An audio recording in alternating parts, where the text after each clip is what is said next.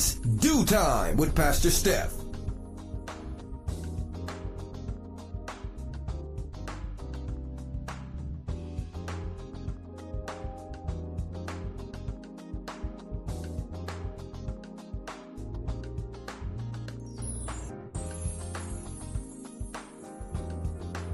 Good morning, and good morning. Rise and shine. You're on with this due time with Pastor Steph. How are you this morning? That's what I like to hear. That's what I like to hear. For this is the day the Lord has made. Let us rejoice and be glad in it. So, where were you yesterday? Yesterday we started off talking about this woman out in Arkansas who knew good and well she was only supposed to be paid $16.50 for her 12-hour shift. When she got her check, she had been paid $1,650 an hour, totaling to over $19,000 in money. And guess what? She did not turn it in. She did not report it. And when they sent the cops after her, after the detectives, she did answer her phone, and she did say that she would appear. But guess what? She never showed up. Well, unfortunately, a company is not going to let their $20,000 go to one person for one shift. And she was arrested. She was arrested with a $15,000 bond, and now she has to pay the piper. So she doesn't get the money. She'll probably have to do some jail time. And is it worth it? We talked to the Due Time crew. Now, last week, we had a whole different dilemma. And this week, it was pretty much a slam dunk. You knew exactly who that money belonged to. You knew exactly that you knew you were not supposed to be paid. And a lot of people don't understand that when you're hired, you actually sign a contract that says, I understand that I am to be paid X amount of dollars. And so that's where you're left at. Even when you get your annual increases, most times those increases come with a review that you have to sign. And sure enough, you're signing that I'm getting from $12 an hour to $13.50 an hour. So pretty much you are locked into understanding that anything above that pay rate needs to be reported. Now, could you have gotten a bonus? Absolutely. However, the easiest way and the best way to have gotten that done is to do what? It was to phone it in, call HR, go to HR, let them know, or payroll, and let them know, hey, I got a hefty check and I don't want anybody coming after me. And that's what she did not do. And unfortunately, she had to deal with the authorities. So, when you are doing all kinds of shady and shysty things, you always got to look over your shoulder. And integrity is something that God really, really pays attention to. Is something that God really, really needs his people to actually hold to. So, if you're not a believer, do you want to actually deal with the authorities over something that you know better? I mean, come on. Nah, I don't want to see the cops. And I'm going to be honest, these days, nobody wants to see the cops because they are doing all kinds of erroneous things. And if you want to just steer clear of any potential problems, make sure you steer clear of any unlawful doing. So that's how we spend our Let's Talk About It Tuesday Church Folk Day. Well, today is Wow Wednesday, everybody. We made it halfway through the week by the grace of God. And our girlfriend Vivian is waiting in the wings for her socially conscious segment. And we're about to get this party started. So go ahead and get that healthy breakfast. Go ahead and tell somebody, anybody, everybody that It's Due Time with Pastor Steph is on. And whatever you do, don't go anywhere because we will be right back.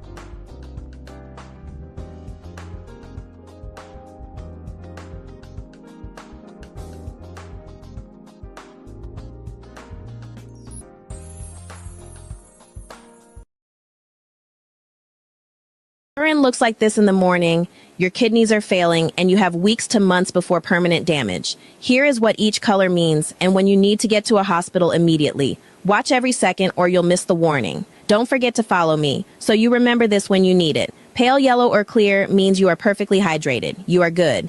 Dark yellow means you need water now. Your kidneys are concentrating your urine because you are dehydrated. Orange or amber color is a red flag. This means severe dehydration or your liver is dumping bilirubin. Get your liver checked. Pink or red without eating beets means blood in your urine. This is kidney stones, infection, or tumors.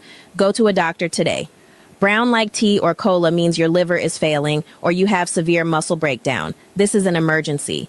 Cloudy or milky means you have a urinary tract infection or kidney stone. And foamy like beer that doesn't go away means your kidneys are leaking protein. This is kidney disease progressing. Here is what to do. Take a picture of your urine every morning for a week. If it is consistently dark, orange, red, brown, or foamy, get blood work and a kidney function test immediately. Most people ignore these signs until they are on dialysis.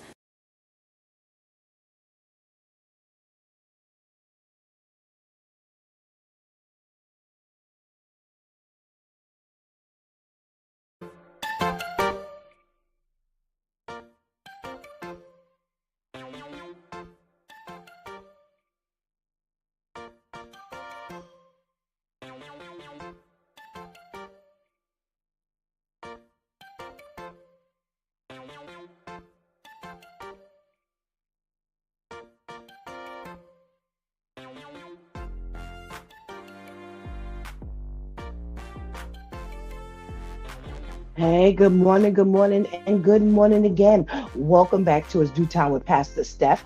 And it is Wow Wednesday, everybody. Oh, well, everybody else was trying to figure out how they getting over this hump day. God has already figured it out for us. He gave us Wow Wednesday. We got our girlfriend Vivian in the wings waiting to give us her socially conscious segment. So let's say good morning to Viv. Good morning, Viv. Good morning. Happy Wild Wednesday. How are you, Pastor Steph? I'm okay, thank you. How are you, Viv? I'm well, thank you. I can't believe you stole my wild story for today. Oh my goodness. I'm so sorry. I'm so sorry. But I'm sure you ain't short of a story. You ain't never running out of that good stuff. So what you got for us today? All right, today on Socially Conscious, we are starting off with news for our drivers who are viewing today. So, New York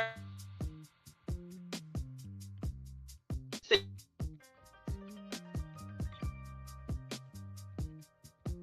at least $115 fine. If caught, they're saying make sure pedestrians are fully crossed from one side of the crosswalk to the other side before you move your car.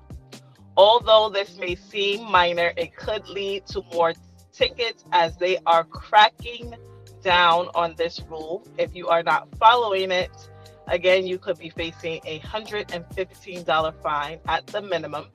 And they're saying this is actually not a new law, but it will be enforced more strictly going forward. So if you're used to inching forward or starting to move while someone is still crossing the street, you could now be facing this fine without even realizing it, because cameras are being placed everywhere in terms of streets. So you could be getting a fine in the mail without you even realizing it.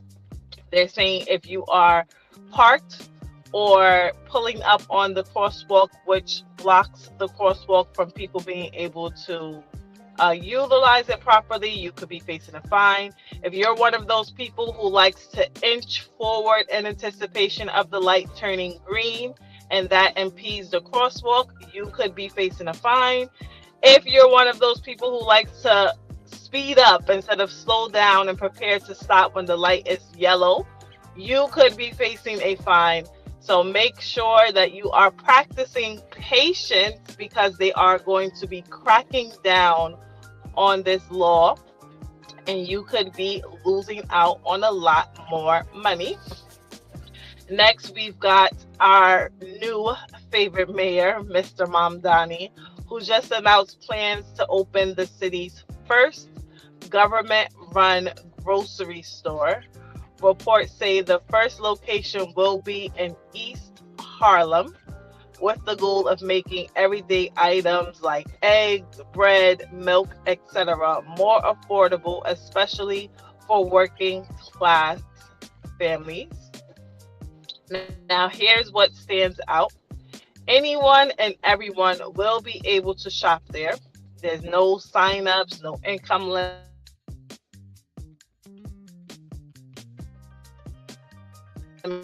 Planning to change things and make things more affordable is by the government will be paying part of whatever rent is due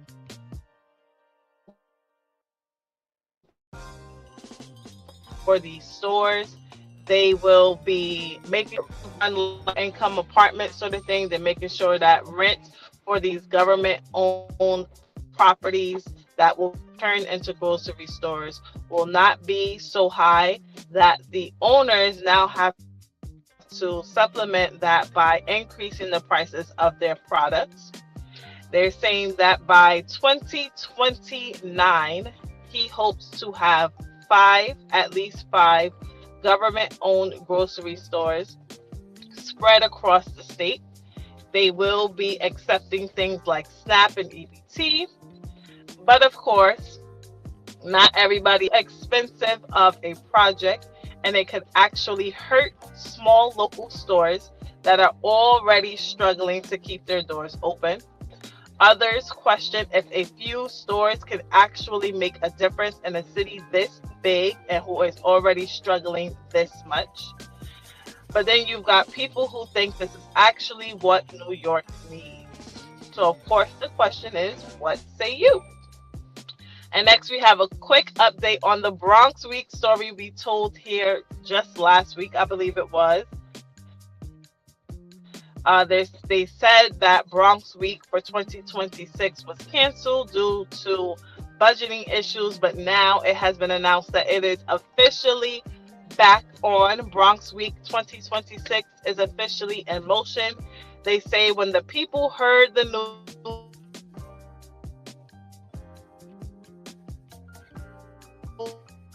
community leaders, different organizations, and even the residents of the borough stepped in to contribute the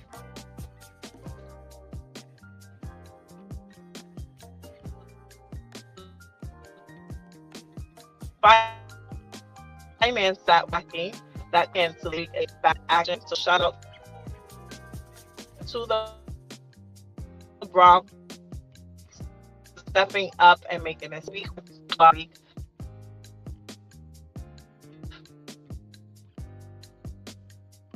But a mom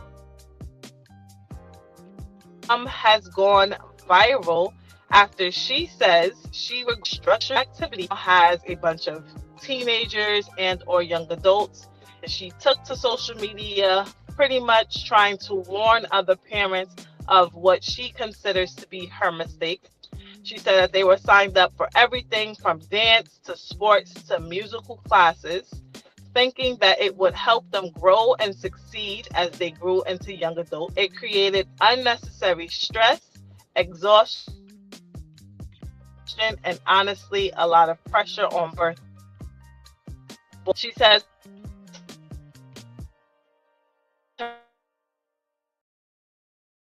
her children actually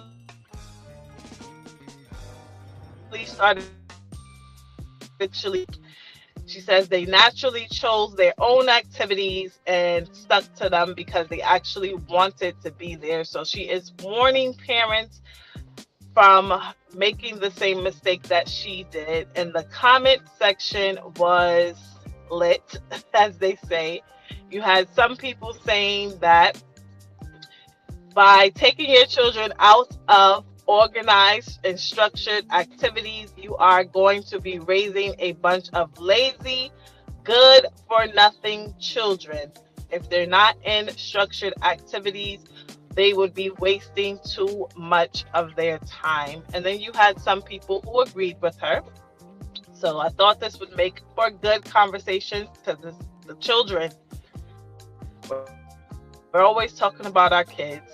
So there you have it. This has been Vivian with Socially Conscious News, giving you the news that we are following. And remember, if you have any wild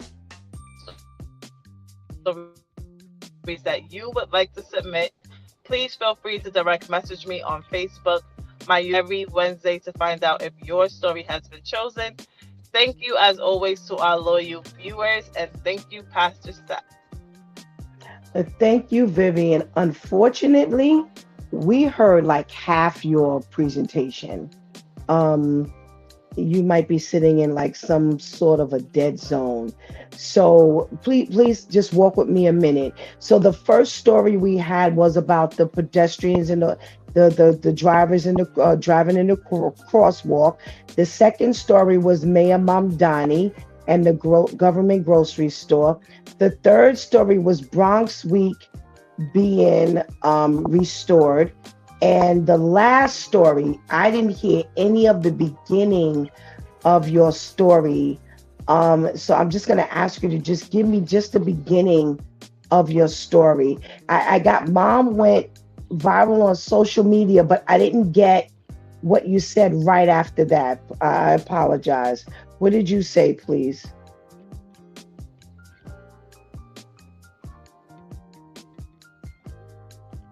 Oh, are you frozen? Oh, boy. It's okay. She went viral on. Oh. Mm.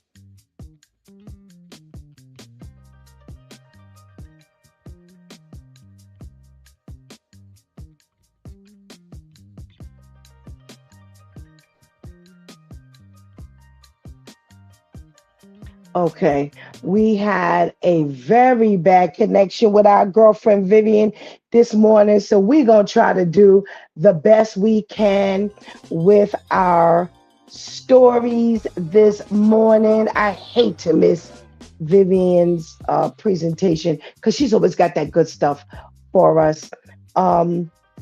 We got to go back and say good morning to our loyal viewers. And please make sure if you're in the room, you are saying good morning to me, because that's the only way I know that you are in the room. Okay, so let's say good morning. I think the first check-in we got is from our boy Serge. Hey Serge, thank you so much for joining us this morning. We got a check-in from our girl Ketty. Hey Ketty girl, thank you so much for joining us this morning. We've got a check-in from Terrence. Your Highness, thank you so much for joining us this morning. We've got a Day. Good morning. Thank you so much for joining us this morning. We've got a check-in from Randy. Hello to you too. Thank you so much for joining us this morning. We've got, I don't know, I'm just going to call this person, hey Proud. Thank you so much. Thank you so much for joining us this morning. And we've got Disney checking in. Thank you so much for joining us this morning. Yeah, Randy, we know you're new here because we've never seen that name. So please stick around if you can and enjoy what we've got to talk about this morning. So thank you so much for joining us. And that PSA was on point. It was really good. And we're going to get to our socially conscious segment. Let's say good morning to the ladies in the room. Let's say good morning to our lady Tamika. Good morning. Good morning. Happy Wild Wednesday to you. How are you? Oh, I am well, thank you. I'm well. I'm getting hit by the sun like big time. Girl, all kind of things are going on this morning. We're gonna work through all of these challenges this morning. Thank you so much for jumping on with us as always for our Wow Wednesday segment. And we got our girl Shantice laying up in the cut. Good morning, Shantice. Good Welcome back. morning. Good morning. Thank you. All right. Thank you so much for joining us. Well, let's get this party started. What are we talking about this morning? Well, for our drivers over here in New York City, as Vivian said, this is definitely not um, a new rule, and they're talking about the crosswalk, and I'm so glad that they're bringing this back up against. So as a driver, you are being reminded that you are not allowed to be in that crosswalk. So those of you who like to stop at the stop sign for a hot second and then like kind of pull up, and then your people got to walk in the street to get around, the pedestrians have to walk in the street part to get around, is not going to be allowed anymore. For those who don't stop at all until you get into that crosswalk, they're going to be fining you. For those who inch up and you keep inching up and you keep inching up and your pedestrians can't really get in that crosswalk, you are going to be fined. If you are caught as the light is changing and you're sitting in that crosswalk and you haven't gotten across that crosswalk or that light, you will be fined. And I believe Vivian said $115. And you may want to definitely get yourself together, because that $115 will be given out a lot more than you think, because as was reported, they are going to be installing all kinds of cameras everywhere. Lady Tamika, our newest driver in the house, what say you about this pedestrian crosswalk issue? As a pedestrian, I think it is amazing. I think it's crucial. It's important. And, the areas that I live in, they're good for I'm walking and they just barely miss me. And there are many instances, that happens. I am also a runner. I get up in the morning, after the broadcast and I go running. And I can't tell you how many close misses, there have been. And it's not because I don't know how to cross the street. It's crazy. But then sometimes as a driver, it's like, are you going to take all day to get across the street? But in actuality, when you think about it, and people, as drivers, they're very, very impatient. Just wait till they get to the end of the street before you nearly run us over. You know what? It is definitely,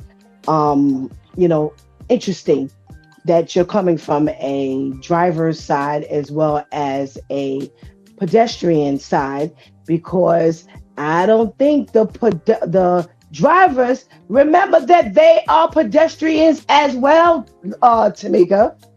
It's like you forget that you have to cross as well sometimes. I think drivers only remember that they're drivers at the time. Shantice, what say you about this thing as you are driving or walking? I love that they're highlighting this again. Definitely. Now, when you're driving in the city, like Manhattan, sometimes you got to kind of bulldog your way through the crosswalk, or you'll be sitting at that same point for about 4 weeks. You'll never get to work or home or whatever you have to go. So I don't want to say it doesn't apply in the city, but again, if you're not already a good defensive driver, you can't try to, when they say don't try this at home, you can't try to do that in the city, because you will hit somebody.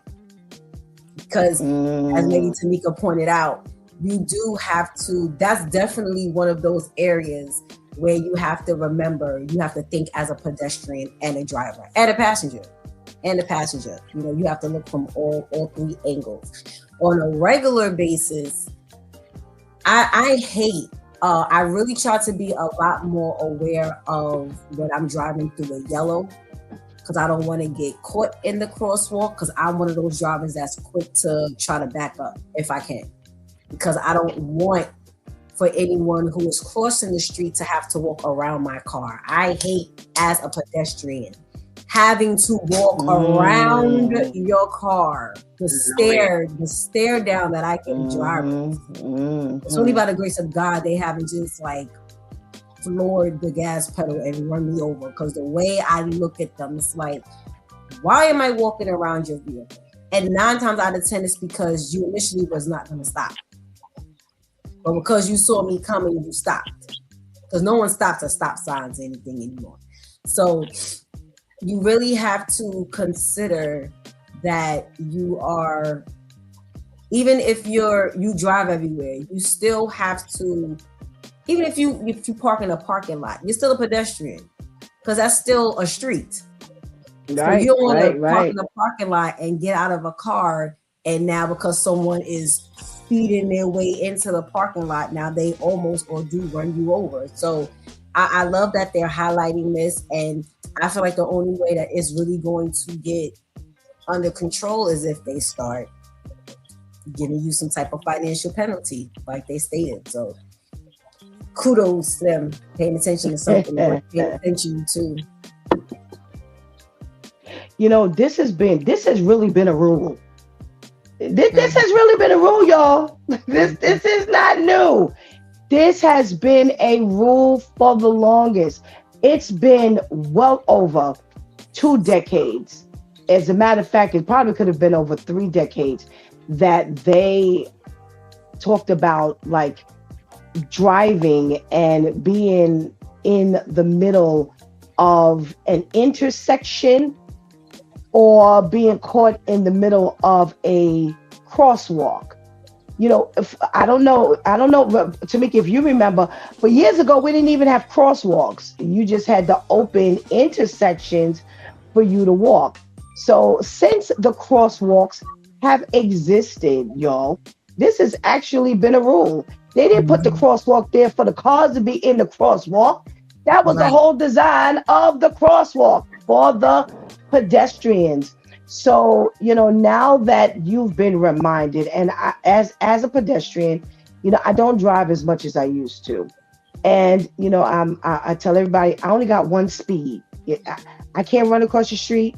I cannot run across the street. My fast is your, Tamika, you probably jog quicker than I could ever move, girl. Or run. That ain't happening for me. So, you know, that patience that exists for drivers in that crosswalk. And I too can't stand for you to stop in the middle of the crosswalk, and now I'm walking in the middle of the street because you couldn't wait or you couldn't stop long enough. And as a driver, or as a rider in people's cars, I have told many a driver who I was in the car with, stop inching up into this crosswalk. I think it's rude and I think it's dangerous. I think it's dangerous. Stop. Listen, people don't understand the visibility when you pull back out of a crosswalk. It allows you to see everything and everybody in the crosswalk. If you are in the crosswalk, you cannot see a small child in a crosswalk if you're already in that crosswalk.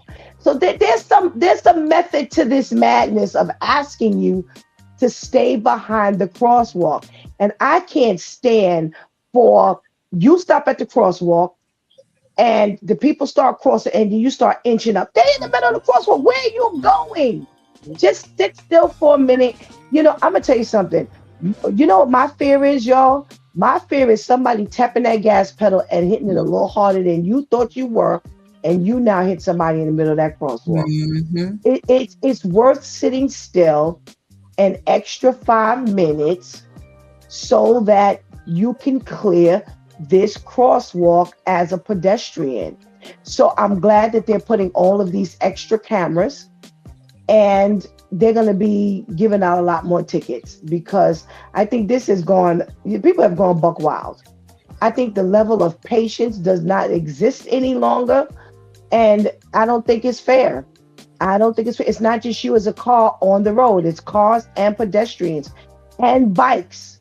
So let's drivers, let's get our head on straight. Let's make sure we are patient and we let this crosswalk do its job and serve its purpose. We got to check in. I did not say good morning to the ladies that make sure we are held down each and every day. Pardon me. Shantice is already on with us, but thank you, Anika. Good morning. Thank you so much. We do have a check-in from Miss Grace. Hey, Miss Grace. Good morning. Thank you. You got a beautiful day, Miss Grace. Oh my gosh. It is. See my hand? My hand is all up in the sun. That's what you're going to get when you go outside this morning, God's space. So thank you so much for joining us. All right, ladies. This next story was quite interesting to me as I've heard about it. I heard the intent. I didn't quite know all of the pieces to the story, but now that Vivian is bringing this to our attention, I'm understanding it a little better. So our newest mayor, Mamdani, he wants to start opening up a series of government-owned run grocery stores. So that's government-owned / run grocery stores. And the first store will launch in East Harlem here in the city. And it's going to make things like eggs and bread, milk, and other things more affordable, especially for the middle class family. Now, they say everybody will be able to shop there, just because it's supposed to be a little more affordable for the middle class. It is open to everybody. And the point is, here's some key things. So the government is going to supplement the rent for the renter. So they're not going to own the store per se, but they are going to supplement the rent that's due, for the store, and make that rent more affordable for the local owner. Now, the biggest issue is that our local grocery stores, which most of our stuff is like bodegas, but most of them have to increase their products because the rent is increasing. But if they supplement it, then it will lower their cost and they don't have to raise their prices. Now, they're supposed to be altogether 5. I didn't catch how long. That's the part that Vivian kind of went out on. But there's a goal of 5 within the next, let's say, year or so, maybe 2 years. And now she said that the comments were going buck wild because some people believe that it's going to hurt the small grocery stores. Because if you're opening up a grocery store that's going to be supplemented and their rent drops, they're going to go dirt low. And now they're going to get probably all the business, if not most of the business. On the flip side, you have other people who are saying, well, what difference is this going to make in a city this big with 5 separate boroughs? So if you went for 5 stores in the next 2 years and you went an average of 1 store per borough, what difference would this make? So I don't know. Is that Vivian sending over some information to me? Yeah. Yes. Thank you, Viv. Thank you. Thanks, Minister Tamika. We have 5 stores by 2029. Okay. Shanti. Let's go back a little bit. Teddy is chiming in about our drivers. She said these drivers out in Connecticut, they can't drive. You might as well let the kids drive. They don't know how to stop. Not in Connecticut only, Teddy. Please understand that. Okay, not in Connecticut only. All right. Shantice, you got first dibs on this one. So you're opening these stores, I guess a different type of version of a bodega, and you're taking care of the rent for whoever you're going to allow to run it. And some people's concern is it's going to take away from, if you're talking about New York City, there's like 8 bodegas on each block. Wait, I don't understand how that is going to interfere with what's already going on. You know, it's already so many in one area. Listen, and I remember bringing this up. I don't remember what conversation, what the conversation was about, whatever. But when you're in each borough, depending on whatever borough you're from, you don't just go to any bodega. Okay, so if you live in Brooklyn, if you live in Queens, if you live in the Bronx, if you live in Staten Island, you have your corner store, your bodega that you go to. If you're still traveling within that borough or something, you kind of feel a little weird. I know when I go to, now this may be good for like someone like me, like, okay, so if I travel to a different borough, I don't necessarily just walk up in any corner store. It has to be like some type of bodega / convenient / mini supermarket for me to feel real comfortable. It's just something about like, because each bodega pretty much has its set people that go in there. So it's like, you ain't from this block. You can't just be walking up in this bodega and getting no bag of chips like everybody up in here. I don't know. It just feels a little weird. So that may work for people like me when it comes to that. But on a norm, I wouldn't necessarily think, oh, this is going to take business away from Sergio's because, listen, whoever already goes to Sergio is going to go to Sergio. So I don't know. That's. Oh, is that where you're going?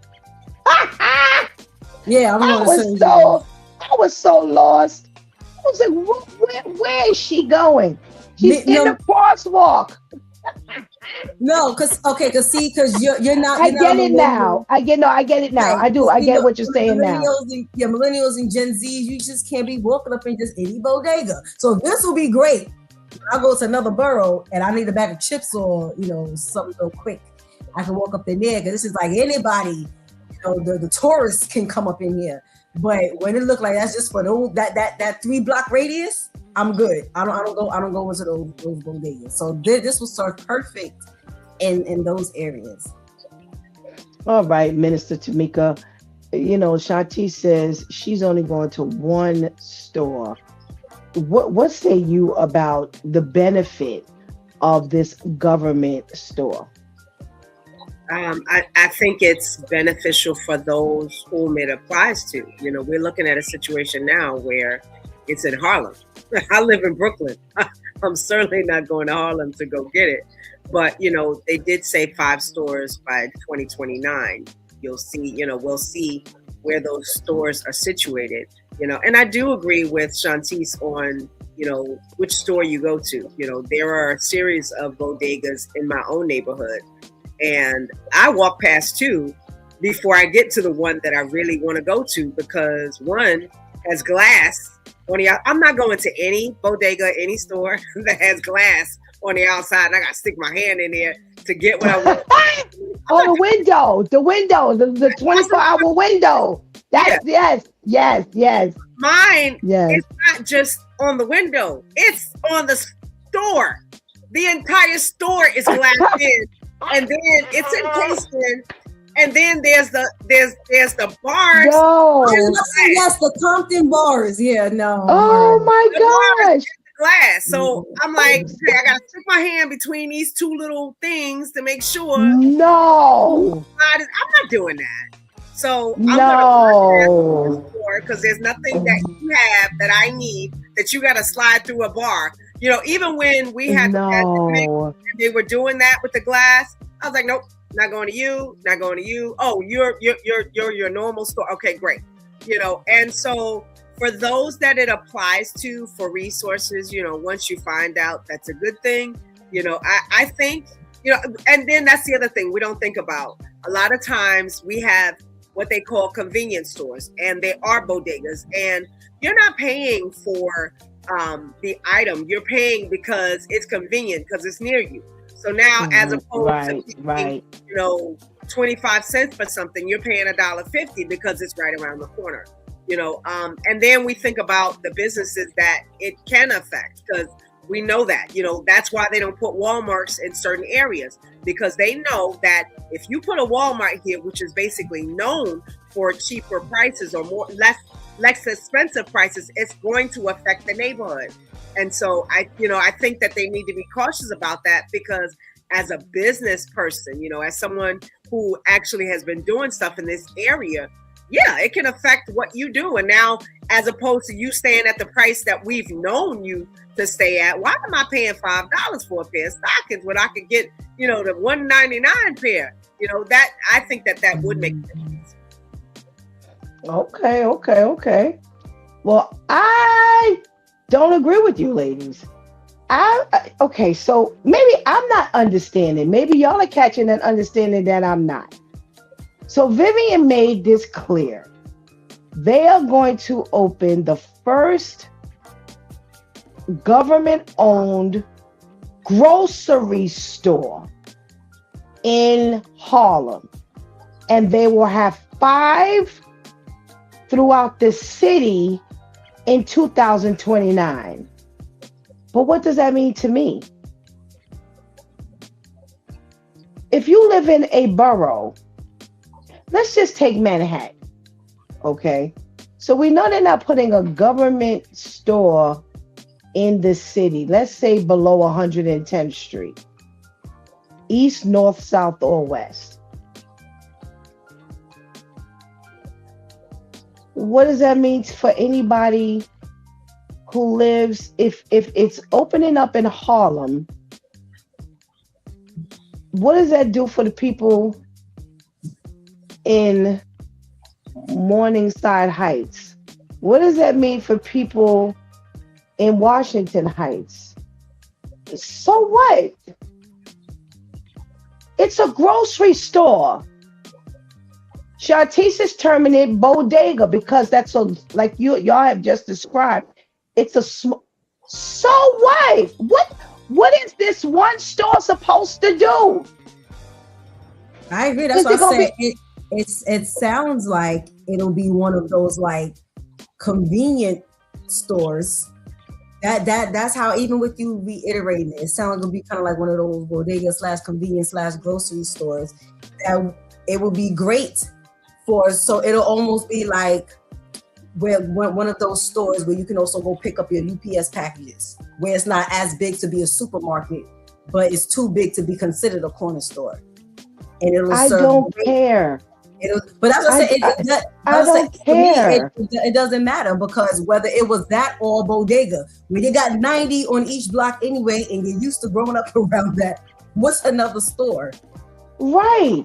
Where we live, okay, where the church is, directly across the street is one of those bodegas that you just got finished describing to Minister Tamika, where after a certain time, they have the window. Right. Then at the other corner, there's a grocery store on that corner, right? So that's that square. On our side of the street, there's a church on the corner, and there was at one point, a little medical build office on the corner, right? On our side. But it was closed for a long time. So one day we drive up for church, and it's a grocery store. And I'm saying, why? Went 2 across the street. What? You got one exactly across the street, and you got one diagonal. Why? Why am I going to open up and pay rent for a third grocery store in 1 block radius? 1 block. We ain't talking about 2 or 4 blocks, 5 blocks. 1 block on the same block. I could not believe that there was another store opening up. I was like, you got to be a dope, unless you got it's a cover for some other dealings. You know what I'm saying? So I go back to saying, so what? You opening up a government grocery store? Maybe they're the front. It's like, That's what's why? going on. Like you said, what difference is this one store? They're going to be five by 2029. That is literally 3 years from now. Is that something that I really need to look forward to? Is it going to make that much of a difference? And I'm like, I can't wait. Minister Tamika, girl, we about to get this government store open up. Shantice, yo, girl, save your pennies because this government store is. Why? This, to me, you talk about waste. And I know somebody might be beating me up because they're saying, well, at least they're helping somebody open one person. So at the end of 2029, 5 people would have had assistance opening up a grocery store in New York City, where, like you both have said, are 150 grocery stores. But if they really What want to, why a not give waste away food? of money. What'd you say? Let's say if they really want to help, then why not give away a certain amount per month? The convenience stores, the bodegas, or whatever that's already open, why not use that money to give to them to say, okay, so how many people do you see coming here with EBT? How many people do you see coming here? I don't know if they still do WIC checks or whatever, but now you credit them. So your regulars, even if you say, okay, your regulars, you credit them $100 a month. You credit them. You obviously have the money to do that if you get ready to open 5 stores. And pay part of the rent. Right. You have the money to go around to each bodega in each borough and say, here's $6,000 for you to credit your regulars every month. Because each bodega has committed people. So that's where the real help would come in. So what? I'm just like, there's really a debate in the comments. There's really a debate. What are you debating over? Oh, this is what good is it going to make versus what? Yeah, that's really the end result. What good is it going to do? And I agree. If you're going to spend $2,000 a month, then I think that $2,000 could be, it could go to something different. It could really go to something different. I don't think that this is gonna. I'm sorry, ladies. I just this is stupid to me. This is just dumb, and more dumb to me. Well, Bronx Week is back, y'all. You know, last week we were smashing them for canceling out Bronx Week because they said that financially they could not afford it, that it was there's a hardship on the borough, and they were canceling, and we came up with like 50 ways you could actually still sponsor Bronx Week. We came up with 50 different reasons why you still needed to sponsor Bronx Week. And Minister Tamika was not on with us last week, but you know, this is a 50-year tradition that they had said was going to be canceled this year, and hopefully by next year they would recover, or you know, future years they would recover and would be able to actually have, you know, this Bronx Week all over again. You know, I don't know, but Vivian says they should have been gone to the public before they decided to announce it canceled. Yeah, I agree, Viv. All right, Lady Tamika, Minister Tamika, you got first dibs on this Bronx Week. Should we be excited that Bronx Week is back? Well, first of all, I live in Brooklyn, so Well, think about it. Think about Brooklyn Week being canceled I'm after a just 50-year joking. tradition, and then all of a sudden it's like we don't have Brooklyn Week no more. What do you mean Brooklyn Week is not there anymore? No, I was only joking because I still have never understood why Brooklyn and the Bronx don't like each other. It's just this thing. Generations of us just don't like each other. Brooklyn, Bronx is same B, whatever. At any rate, no. But speaking on my side, I think it's wonderful that they did, come up with a way for Bronx Week to be celebrated.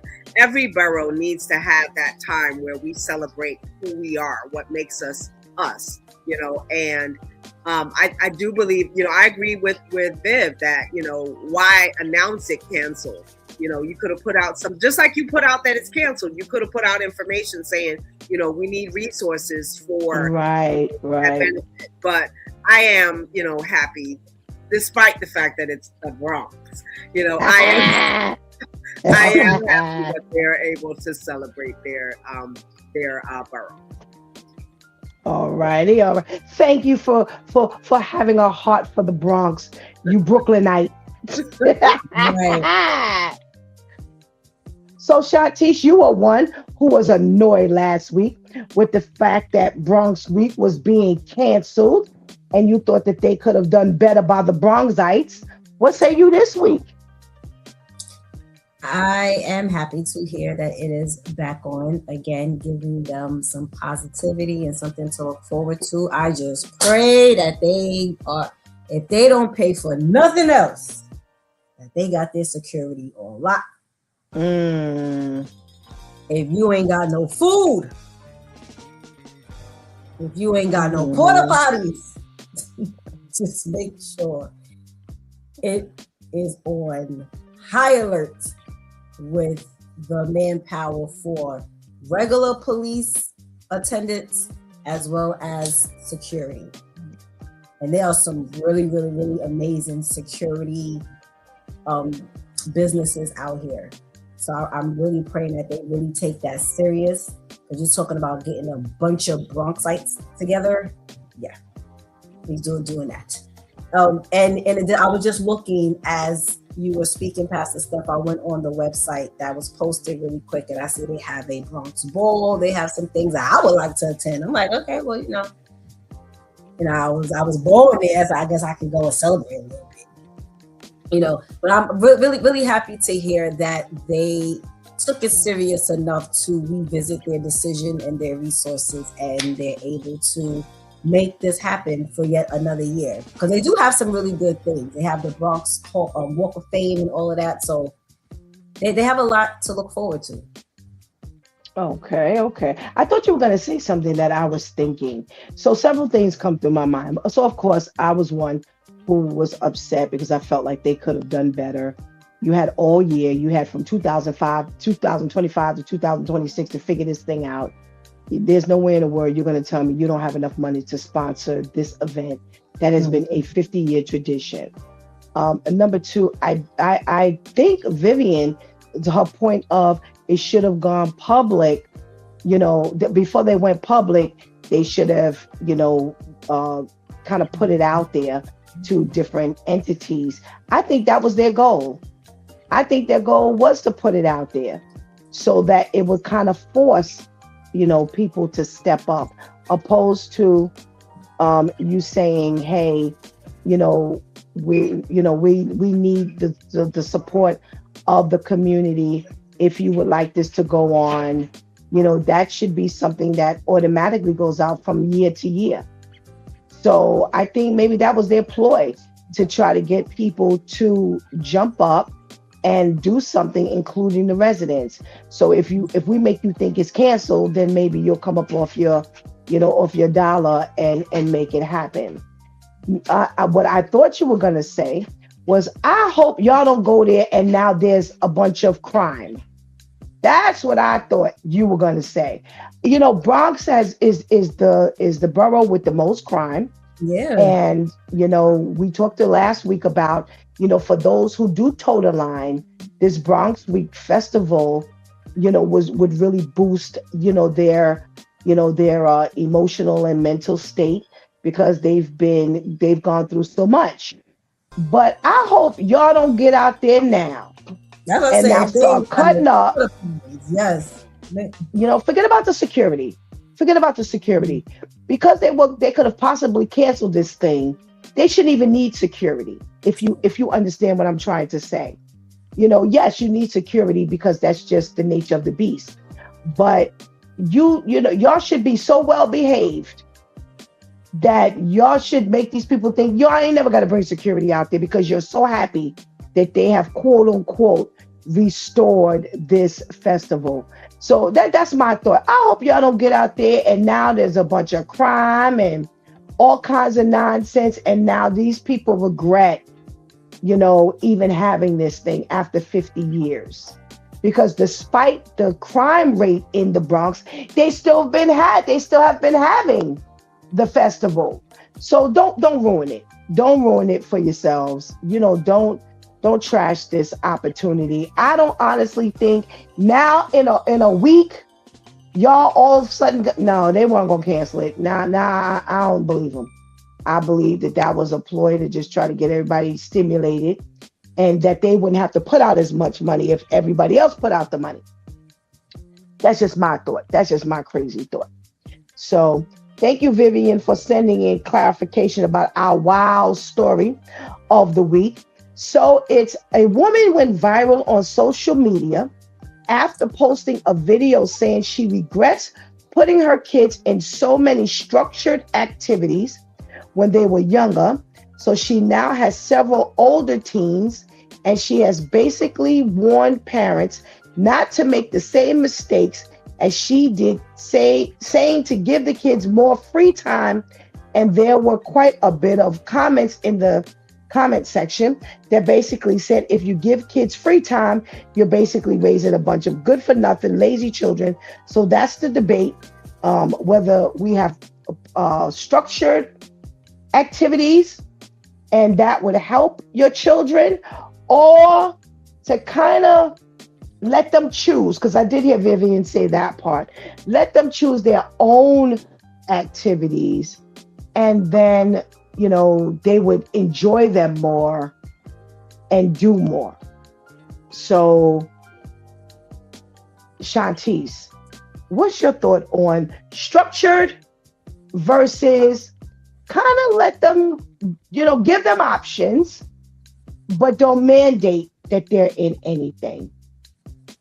Definitely mandate they're in something. While you're mandating, show them the palette. Show them their options according to what you see they're good at already. So if I know that you don't like to run, I'm not going to have track as one of the options. This has everything to do with paying attention to your child.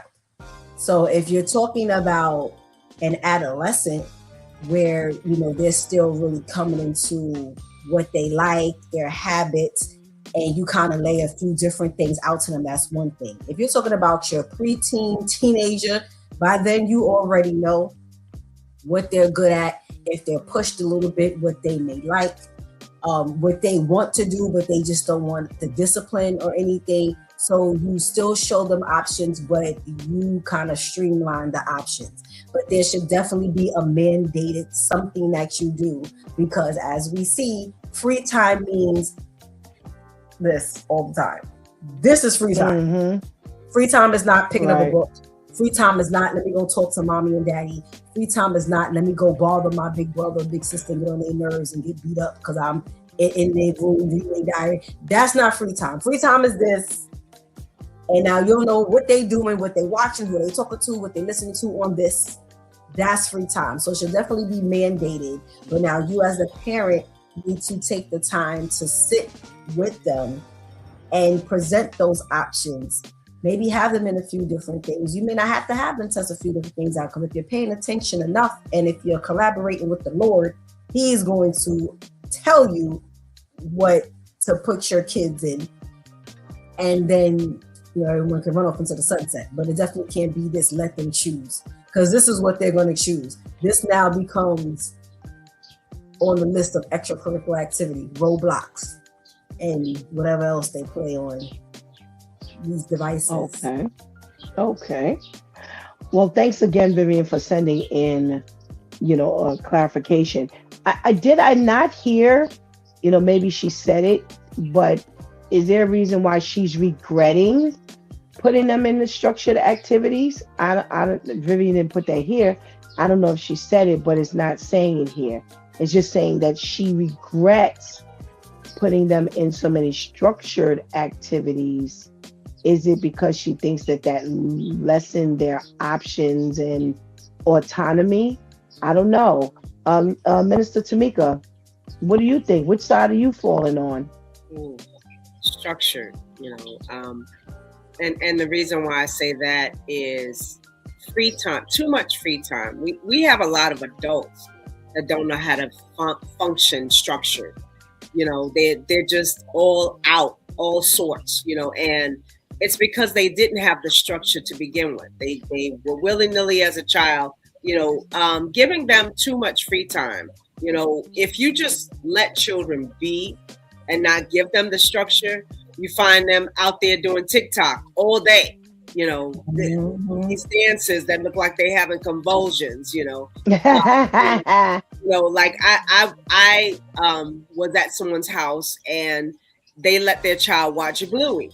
And Bluey, I think it can be very, very rude. That little child, that little thing, I think it's a dog, but like the children run the house, and I actually saw behavior from the child that the child is running the house, and you just let the child do whatever, oh, well, just let them go in there because now, it's quiet, but you have no idea what they're doing, and you don't see the signs because you let them go and do whatever it is that they want. But when you have structure, you can look, you can view, you're vigilant on what behavior is happening, their tics, their antics, the things that they follow, because people don't realize that children, are copiers, so what they see, they exhibit in their behavior. And so if you don't give them any structure, that's exactly what you get. Okay. Thanks, Viv. She said, the mom said, it created unnecessary stress, exhaustion, and honesty. Oh, and honestly, a lot of pressure on both her and her children. All right, so I'll speak to this piece.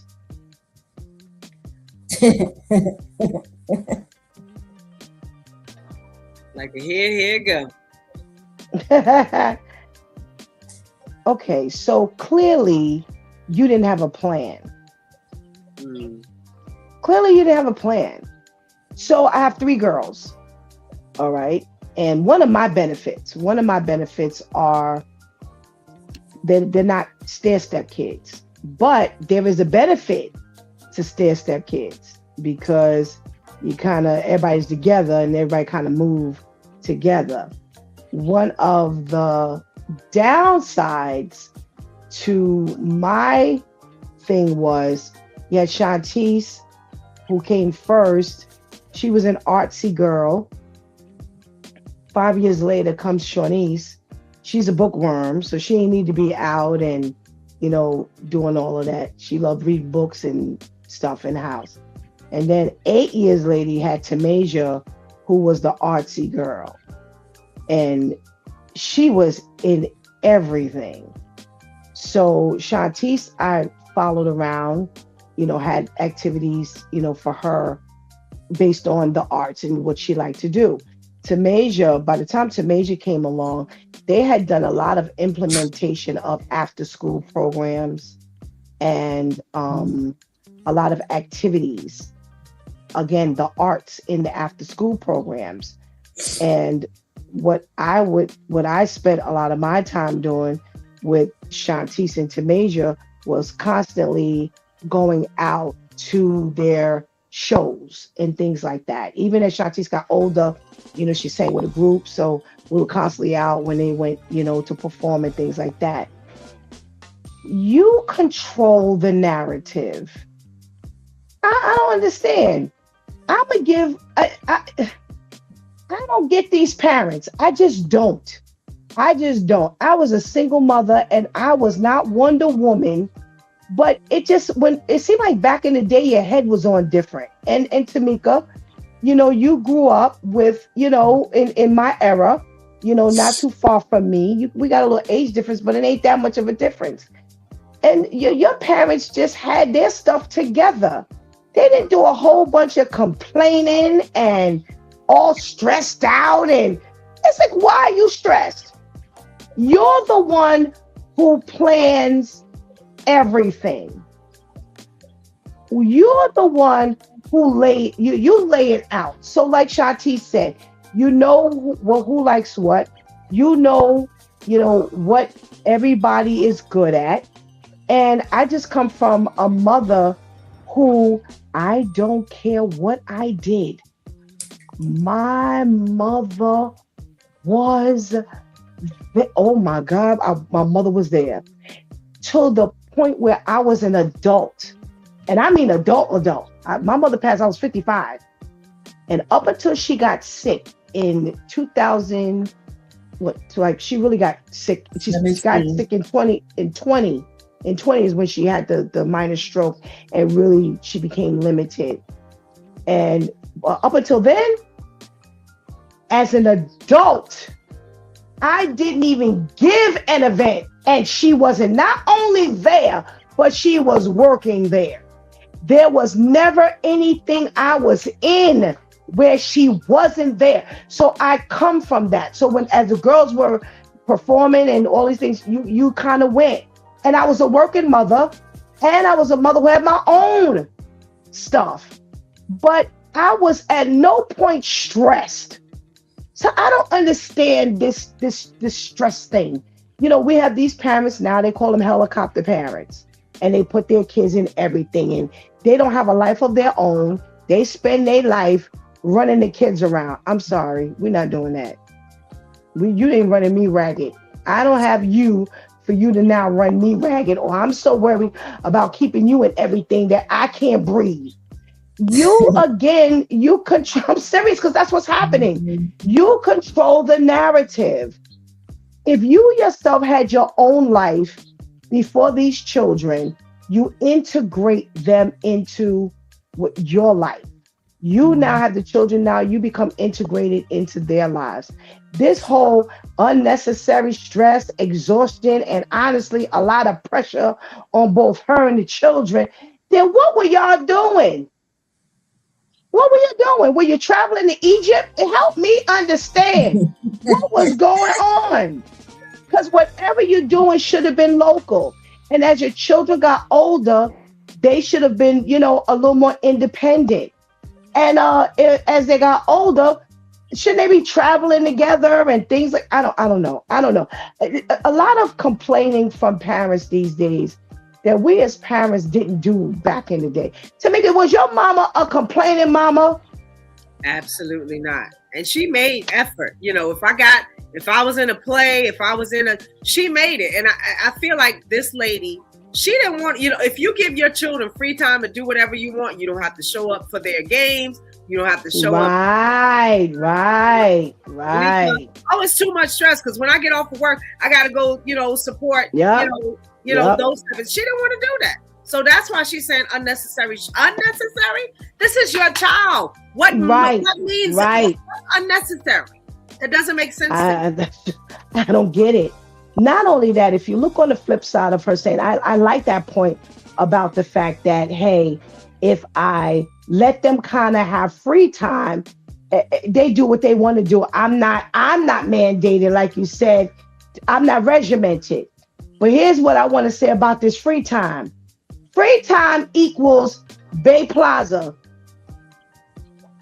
Remember what happened a month or so ago up in Bay Plaza where they were storming the stores? And free time is over in McDonald's or in the Bronx where they killed the boy. This is what free time is surfing. TPs outside people's homes. Right. Free time is subway surfing. Free time is hazing and sniffing paint and what you call that stuff? Air cans. This is free time.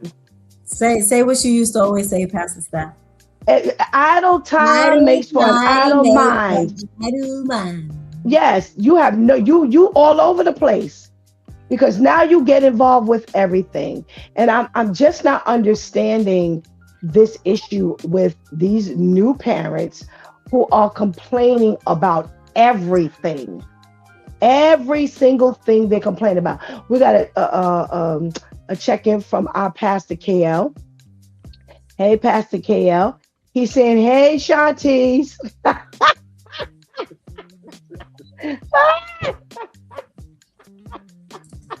He said, hey, Shanties. Oh, my goodness gracious. All right, we got a little bit of time left, ladies. Thank you for indulging me on our socially conscious segment. I stumbled across an article that I've kind of had on the back burner, and I thought it would be perfect for today with its ladies only. So there's a list rather of phrases that they say men use when they're not being straightforward with you. And I am so interested in hearing what you ladies think about these phrases that men use when they really mean something else or want to do something else. So one of the first phrases they list is, I'm just going through some stuff.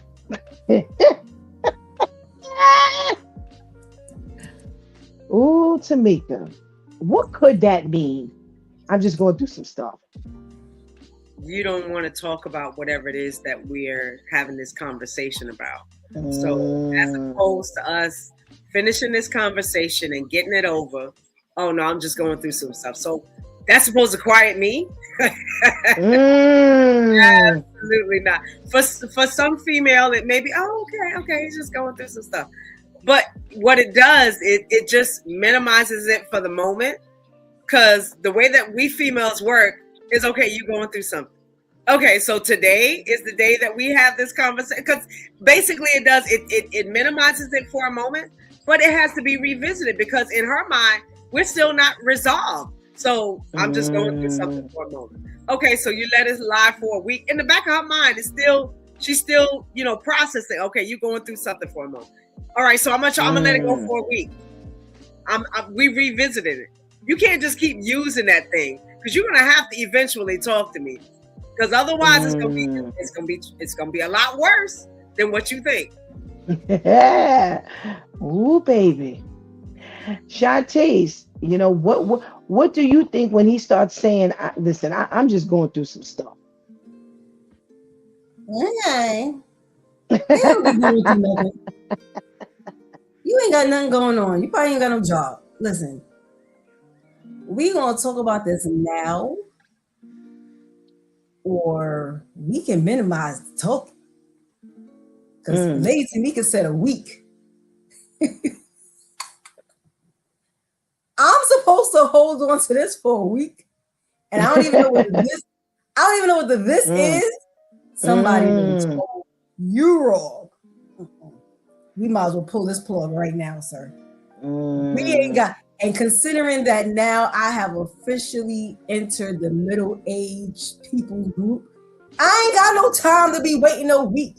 A moment. Let's look up the definition of a moment. How long is a moment? A moment is not a week. A moment may be, I may need 5 minutes. Or you know what? At least let me finish watching the game. That's already a stretch. Or at least let you finish watching this episode. I'm probably watched this episode already, so that's a stretch. Now you're talking about days, and the word says we're not supposed to go to bed angry. So you're helping to set me up for failure? Absolutely not. He ain't going through nothing. He ain't going through nothing. Okay. Well, I'm putting relationships on the back burner right now. So there's commitment issues. And that's what he's coming out the gate with. I'm putting relationships on the back burner right now. When do you typically hear this, Shantice? I'm putting relationships on the back burner. When you start asking questions like, "Are you employed?" You know what? I'm serious. You start hearing stuff like that. I'm so serious. Oh, I'm putting because that means I don't want accountability. I'm putting relationships on the back burner right now means I don't want any. You already asked me too many questions. Okay, I already answered the first question. Now you coming with a follow-up question. I'm putting relationships on the back burner, which means I only want to do the do, and then that's it. Because there's less questions with that type of agreement. That's what that typically means. I don't want accountability. And I understand that in a relationship, I'm going to be held accountable. Okay. When do you typically hear that phrase, Minister Tamika? You know, I'm putting relationships on the back burner right now. It's one of two things. Either he's, going from person to person to person, and you're not the only one, or he doesn't really like you per se. You hanging. Oh, usually it comes after this question where do you think that this relationship is going? Now we as females, where do you think that this relationship is going? Oh, I'm putting it on the back burner. We've been together for 6 months. What do you mean you put something on the back burner? Now you sitting there looking like Boo Boo the Fool because you don't give him all, and he looks at you and goes, "Putting relationships on the back burner."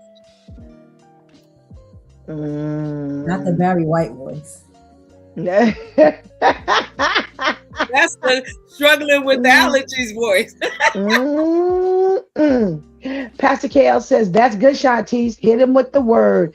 Don't go to bed angry. All righty. Here's another phrase that I'm sure you've heard. If not it, something like it. You're going to make someone very happy someday.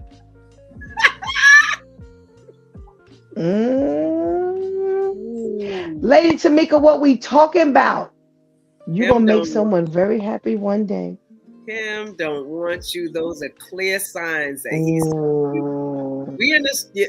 You think that it's going to be us, but I can tell you right now, and I'm trying to tell you straight out, you're going to make somebody real happy. Not me, but somebody.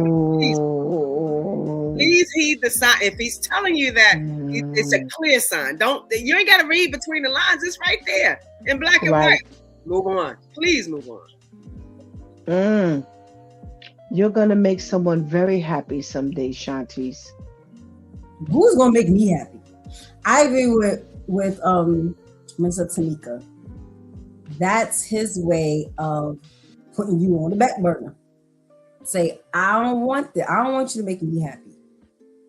I just want what I want, and then you can give all the extra stuff to whomever, and the extra stuff are the questions, the accountability, and all of the adult stuff. But you're going to make someone real happy. Means like, okay, so skid that door, because you're not the one that I want here, which is so tacky. That usually comes with that dreaded forehead kiss. You're going to make somebody real happy. Yeah, definitely. All right. Here's one that I'm just waiting for the right time to ask for a divorce.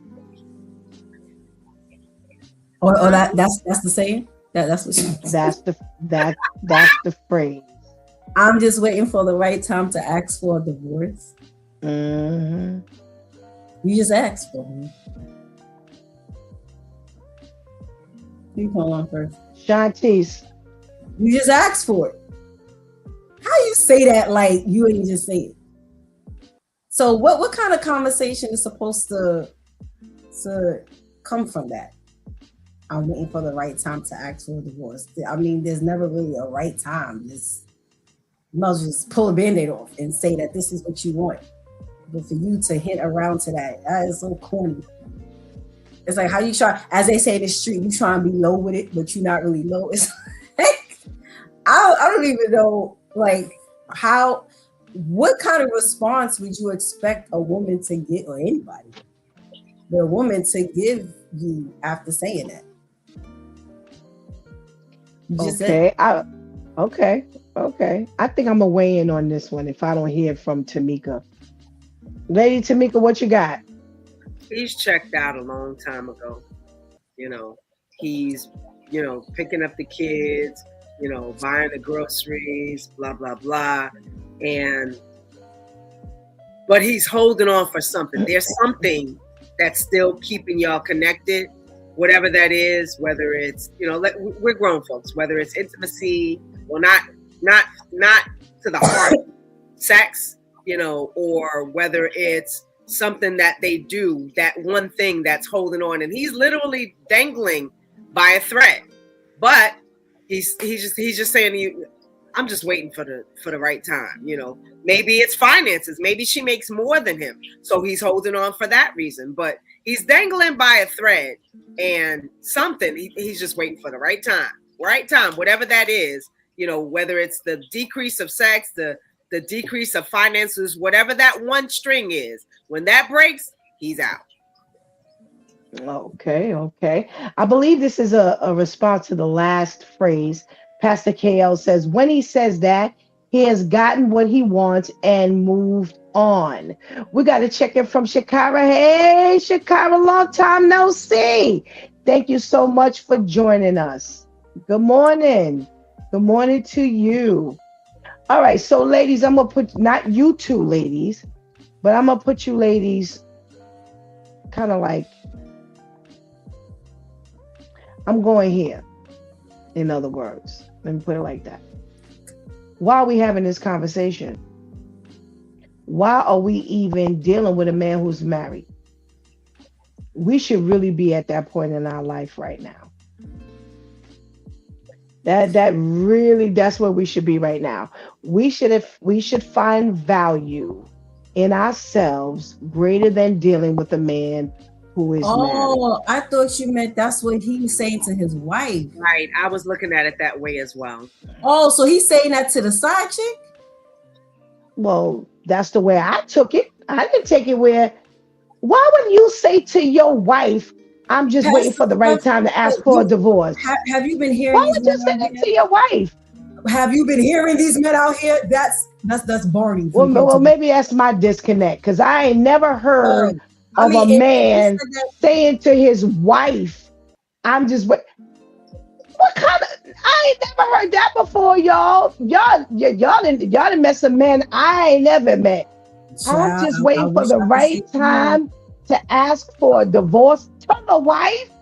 No, this is to the side chick, y'all. Oh, then my answer's different. Yeah, so is mine. All right, so let's start all over again. Because I just don't know where y'all got that from. So who went first? Shanti's. He says, I'm just waiting for the right time to ask for a divorce.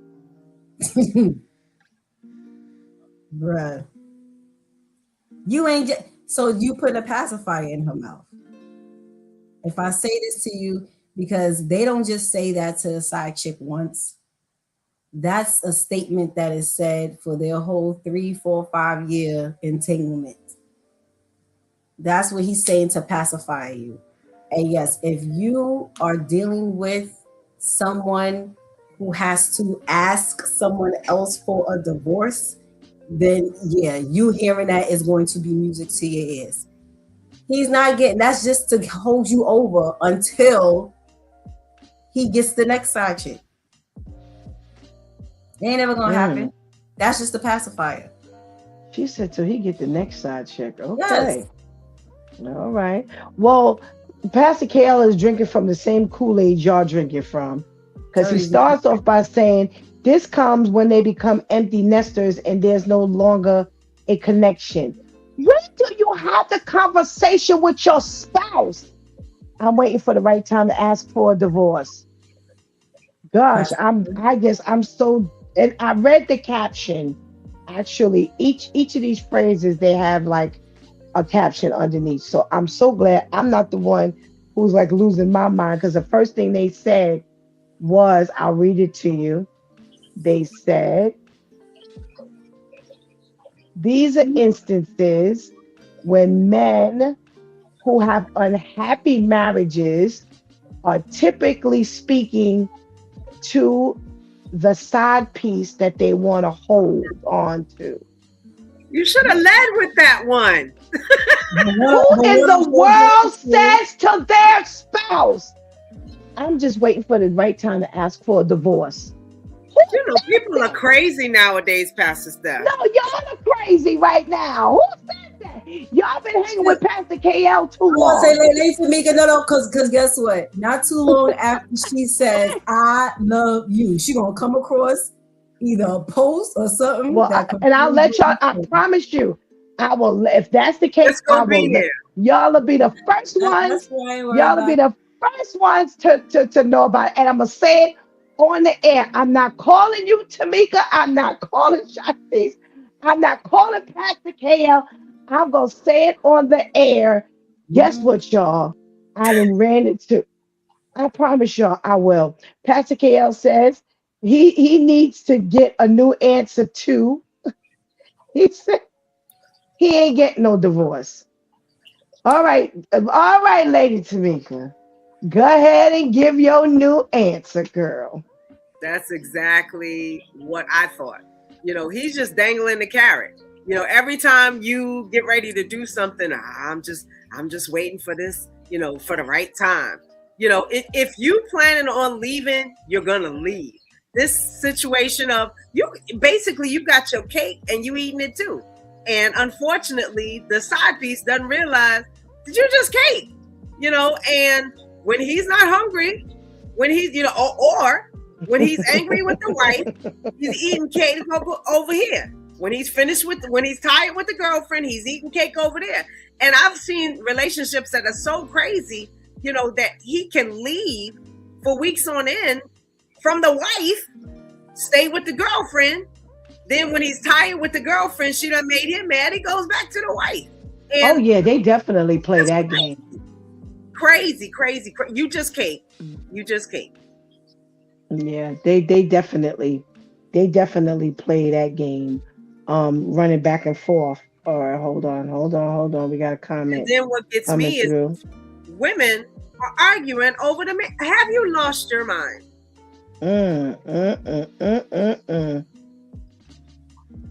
Okay, so somebody is saying, yes, they can say that to their spouse if there are children. Where y'all coming from? I have never, ever. People don't talk like that when they're in a relationship with their spouse.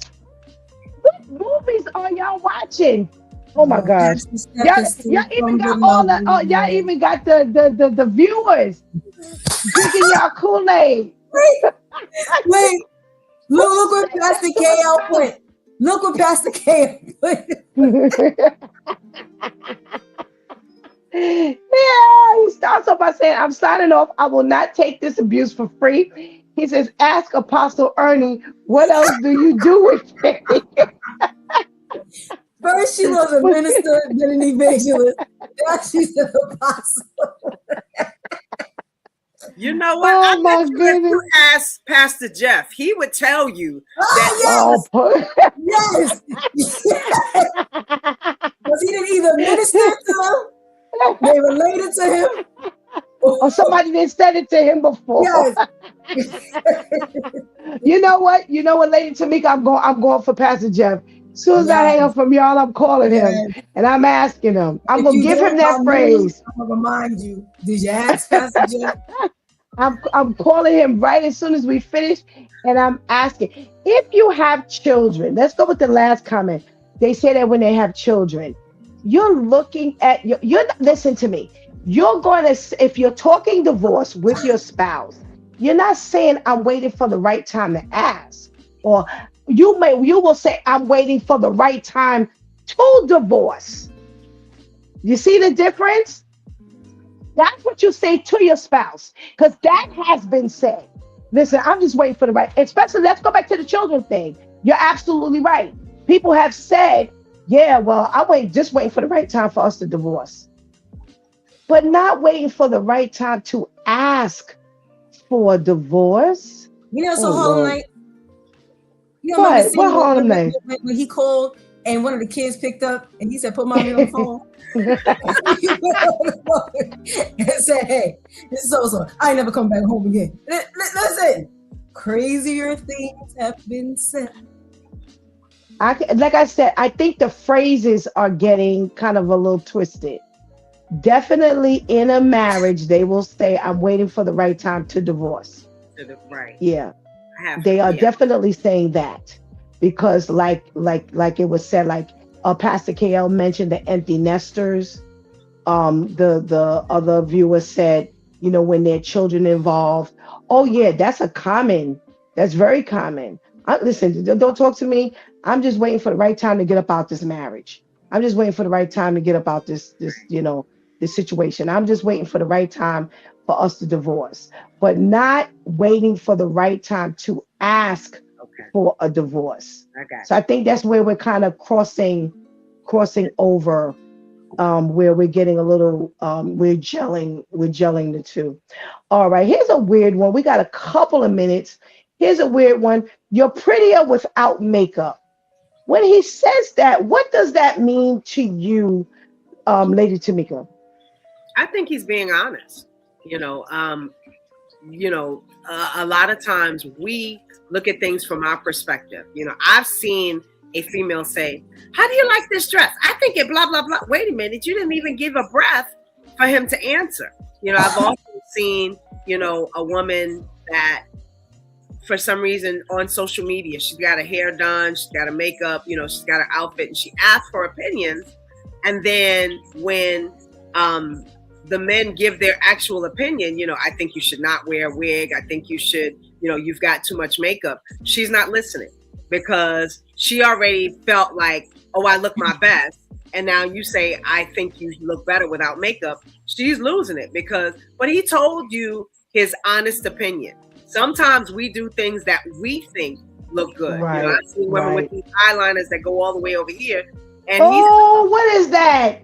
Looking the like a witch. eyelashes that go like this, and you could, and you think you look good, but he's actually giving you his heart, his opinion, and telling I think you look better without makeup at all. Okay. Shantice, what when he says that, what's your thought? Oh, I agree. It can be because he honestly feels like you look better without makeup, and there are some women who they're not content with just a soft beat, or if they want to go full out, it's because they're actually getting all dolled up with the dress and everything. It's like, I'm going to the corner store, but yet I'm looking like I'm about to be on someone's runway.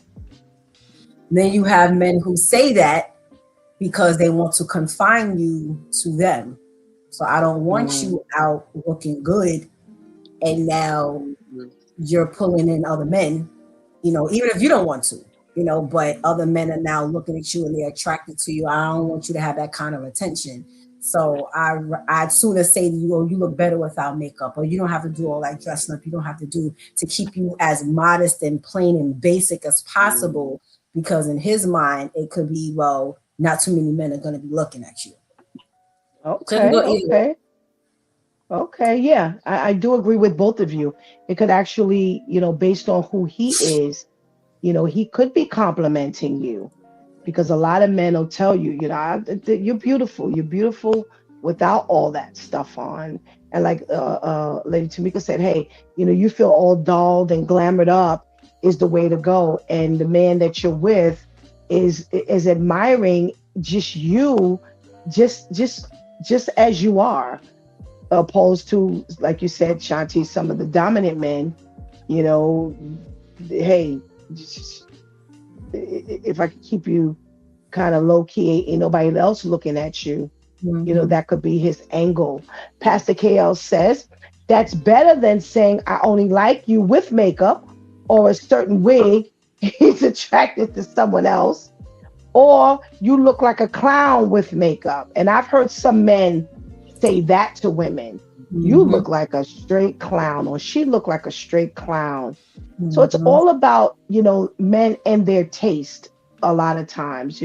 I have found a lot of men have said about their women, they would prefer them without all of that Mhm. makeup and stuff on, or very modest, maybe, a little, eyeliner, whatever. But I'm gonna tell you one thing that men have really talked about, Lady Tamika, you did it. Oh, men talk about them eyelashes Yeah. in a minute.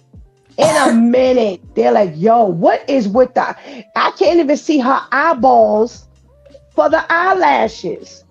And I know, when we do the interviews and things like that, and Tamaja's doing all of our makeup, it's just so it's weird for me because I can't put my glasses on because I'm blinking into the lens of the glasses because the eyelashes are there, and it's like, okay, I can't wait till this is over. I'm so over this thing.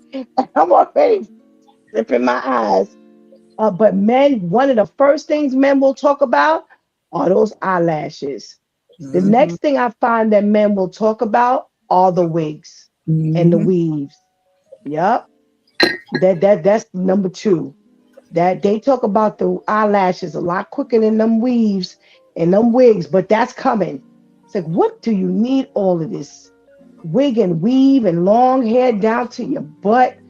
Um, Passive KL says, I personally don't like the unbelievable. There is a horse in a stable freezing. See, I told you, most times when you get a man who really doesn't like, like he thinks his woman is overdoing it, is definitely with the eyelash, or his daughter Mhm. eyelashes and the weave and Mhm. or the wig. That's the first thing they're going for. So, ladies, you may want to keep it a little modest, for the man, your husband, you know, and and take that into consideration. All Mhm. right, ladies, as always, it's been real. Thank you so much for your contribution into today's conversation. And we pray you have a blessed day. Have a You blessed one, too. Thank everybody. you. Thank you, you too. Woo! I tell you, I don't know about y'all, but these conversations, man, they stimulate so much thought. Really, a lot. Like my brain is like all over the place. And these last, let's say, maybe few months, I haven't been conversing with people at the rate that I have in the past, especially when I wasn't a pastor. I had a whole different type of conversation, but since once you become a pastor, there's just this incessant talking. If it's not counseling, like a couple, you're definitely getting phone calls from people. And you always hear me say, I've had a younger congregation. And I got to tell you, the stuff that comes up, I appreciate that age group that I have. And since I've started, since God gave me the ministry, because you really get to see what's out there. And boy, it wasn't until I think Tamasia was really the one who kind of introduced me to like the verbiage of the street, because she would come with these terms, these cliches, and the three of us would just look at her like, "What are you talking? What are you talking about?" And the comical thing was when her sisters would look at her like that. Now it's one thing for me to look at her like that because I'm a lot more older than I am with her sisters. And it's one thing for me not to understand what you're talking about, but it's another thing. And they would be like, the faces, I'd be dying. But it enabled me, having a younger group, it enabled me to really see how they were thinking, how this world really thinks, what kind of keeps them stimulated suppressed, unhappy, what would breed anxiety in them.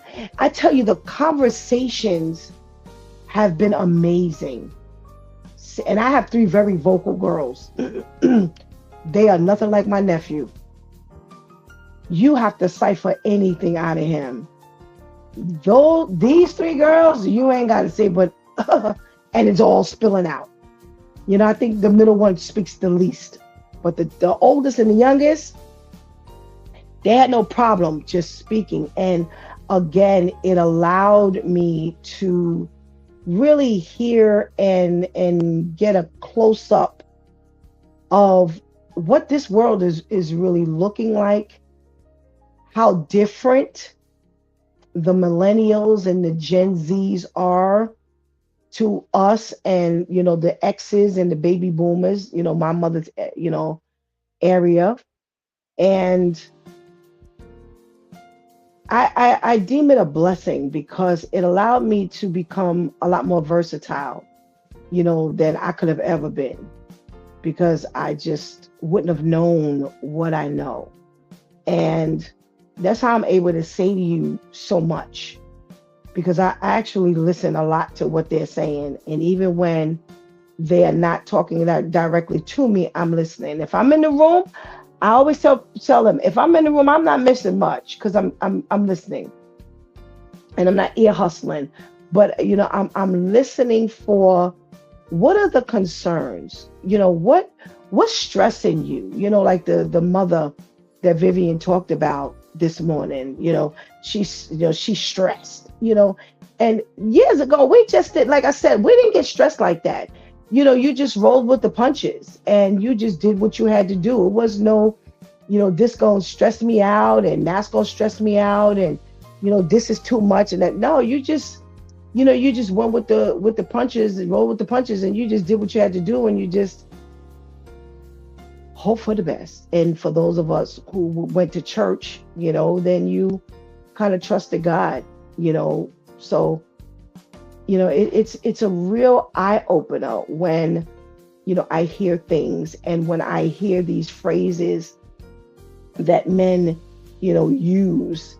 Generally when I do things like that, I don't weigh in, and when I think of I'm going through some stuff, I've been able to introduce to the young ladies in the congregation a different way of listening to their man. And I'm going through some stuff. Like Shanti said, they ain't going through nothing. For them, they're going through some stuff. And don't misunderstand me. Sometimes it's just plain old garbage. That's just the brush off. That's just the get out, to get you away from me. I'm going through some stuff when I don't want to confront things, like Shanti said, and Lady Tamika said, being held accountable. But I got to tell you, sitting down and speaking to just the men have allowed me access into their psyche. And I told you this story before of having like a prayer breakfast with just the men. And the ladies were upstairs. And as they were talking downstairs, I didn't agree with a lot of stuff they said, but I understood a lot of stuff they said. And I remember going upstairs, and my mother was up there with them. And my mother said, Stephanie, girl, you needed to be upstairs with listening to them. They were, when I tell you, they were in an uproar. I remember asking them, first thing I asked, always questions. I said, do y'all really talk to your man? Do you really ask certain questions? And number three, are you really listening? Oh my goodness, if I could tell you, if they had some pitchforks and machetes and guns, it would have been death to Stephanie. They were not trying to hear anything. They were like, we talk, yeah, we talk, and blah, blah, blah, blah. And then that's, yeah, they telling you one thing, but they tell us another thing. And when I spoke to them, I had asked them, what do you tell them? You know, and they would tell me, and I believed every bit of it. And when I got upstairs, yeah, they repeated some of the same stuff that they had said downstairs. And one of the things I advised them was, y'all are not listening. See, here's what happens with us as women. We want the truth. We want the men to tell the truth. But we don't set the stage for them to be truthful. We don't set the stage for their level of honesty. When you ask them to tell the truth, you've got to really be ready to handle the truth. So you know that phrase, you can't handle the truth. Yo, that's real. And again, just because I may not like your response, your answer, doesn't mean that I don't need to adjust. So, are you cheating? Are you cheating? Are you cheating? And you want him to tell you yes, because you've already gotten the evidence that he's been cheating. So you know, a lot of times we ask questions where we already know the answers to. And they say yes, and then all hell breaks loose. Now, have you actually asked subsequent questions, but in a manner where they can talk? Because if you're like, well, why are you cheating? We know that there are men who really have no reason to cheat. It's about greed. It's about control.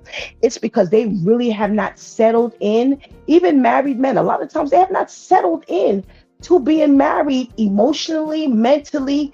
Let me tell you, it really their physical being is with you, but that psyche and that responsibility, it's not there. And what happens is, while we're dating, we missing this. We're missing this. We're missing that. You know, we talked here a couple times, and one time recently about, you know, what are the things that indicate he's not going to be a good husband. And some of them things that was sitting out there, 99% of those things were sitting out there before you got married. But what did you do? You got married anyway. And now he's doing exactly what he indicated he would do before you got married. And now you're in this level of uproar. And you're in this level of uproar because of what? Because you missed the mark, and now you are relying on him to do what he never really indicated he was going to do, and now your world is crushed. And don't misunderstand me. This comes with a lot of maturity. I've learned a lot over the years. I've learned a lot about expectation. I've learned a lot about seeing the truth and handling the truth. You know, a lot of us say we want to be in these relationships. A lot of us get married for better or for worse. And as soon as the worst comes, we out. We are not trying to hear it. We don't want to be involved anymore. We want to disconnect. We leave it. It can be everything. And you know, and like I said, I'm going to stop right there with the list. I'm going through some stuff because Shantice clearly said that, yeah, you know, he ain't going through nothing. And I don't agree. Men step into a lot of things where they want to do it. They want to be married, but they're not ready for marriage. And they've indicated to you that they ain't ready for marriage. And guess what? It comes out after you're married. And, when they say I'm going through some stuff, what I try to get women to understand as I close, men deal with a lot in these streets. A man has to fight fights that we women we don't fight. We don't have to deal with certain things that men have to deal with. We don't keep in mind a lot of times that these men are not raised by men. And the man that he sees is not the best example. They have been raised by men who come from the old school. You're not supposed to cry. All you do is work to make sure that your family is supported. And in doing so, they become negligent in the amount of time that they spend, as well as the love that they show. We as women put a lot of pressure on our men because we want the world. Pastor KL says something. He says something a few times on Fridays. He says, if your man can't keep you the way your father kept you, then you shouldn't have him. I don't necessarily agree with that. I don't. Because see, now you're setting a standard that God may not have. Woo, pay attention. You are setting a standard that God has not necessarily set for her. Now, don't misunderstand me, because I've raised girls, and I've tried to make sure that they carried a standard in men that they accepted into their lives. So I'm not saying that there should not be a standard, but we did a segment here on His Due Time about, are your standards too high? And what we, at the end, what we had to come to the conclusion of is we have to let God set the standards. See, I'm not my sister. I'm not Shantice. I'm not Tamika. And they're not Stephanie. So what God has for me may not be the same person that God has for Tamika. And if I now set the standard of all the riches and gold that my dad gave me is all the standard that my husband is supposed to keep me with, that may not be what God wanted me to have. Because now, that was as a little girl. That was as an adolescent and a teen. Now she's an adult. She's a woman with children. So how in the world is he going to necessarily keep up that standard when they have 5 kids that she wanted? Pay attention. I'm not saying 5 kids that he wanted her to have. She wanted 5 children. So he walked that journey with her.